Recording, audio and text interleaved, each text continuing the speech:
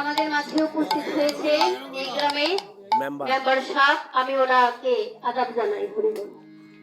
যাই হোক, এবার যেই পালাটির আদেশ এসেছে, পালাটির নাম হলো লক্ষণ শক্তিশালী।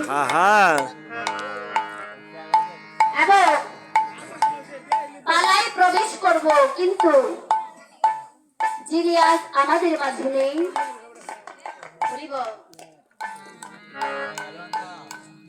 প্রয়াত একদিন আগে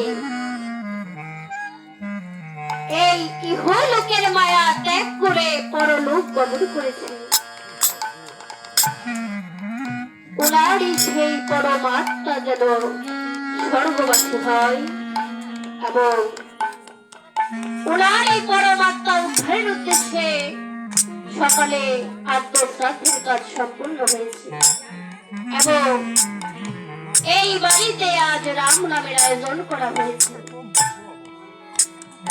তবে আমরা সবাই তো চাই প্রয়াত বিরূপ চন্দ্র দাসের পরমাত্মা যেন স্বর্গবাসী হয়। হরি বল, হরি বল।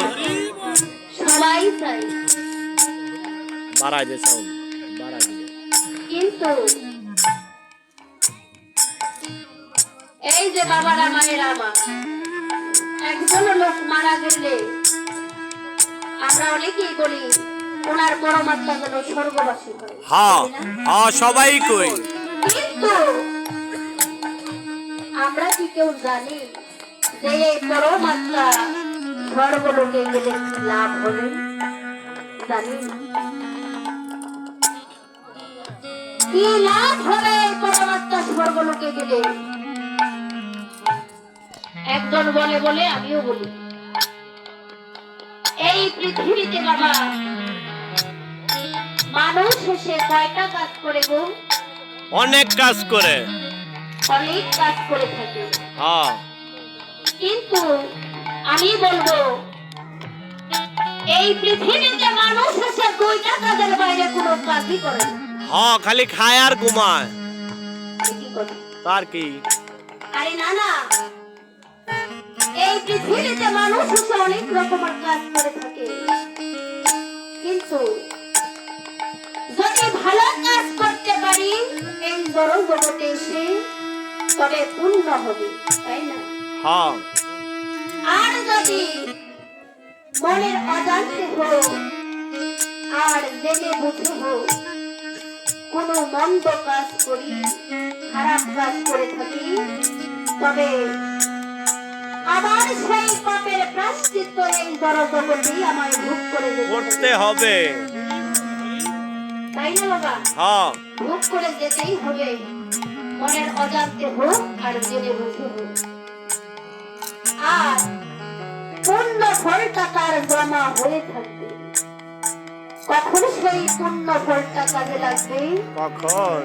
মৃত্যুর পর সেই পূর্ণ ফলের প্রয়োজন হবে, কারণ মৃত্যুর পর সেই পরমাত্মাটা এই পূর্ণ ফলে স্বর্গলোকে যা বা শিবলোকে যা, ধ্রুবলোকে যা, বিষ্ণু লোকে যা, যেখানে এই পরমাত্মাটা যাক না কেন,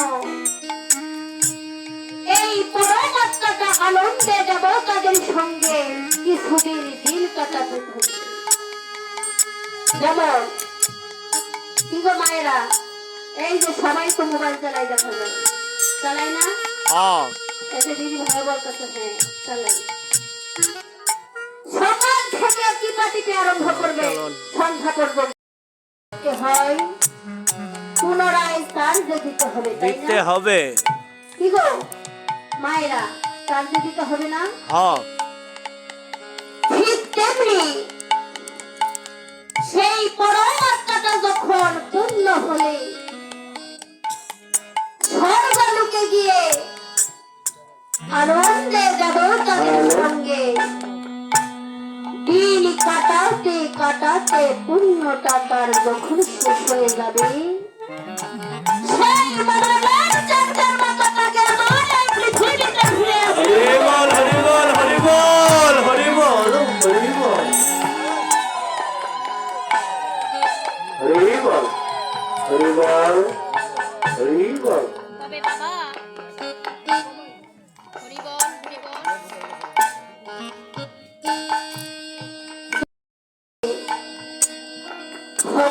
মোবাইলের কোনো কাজ না করতে পারি, গোবিন্দকে ভজন না করতে পারি, তবে যদি মোবাইলের চার্জের মতো বারবার ফিরে আসতে হয়,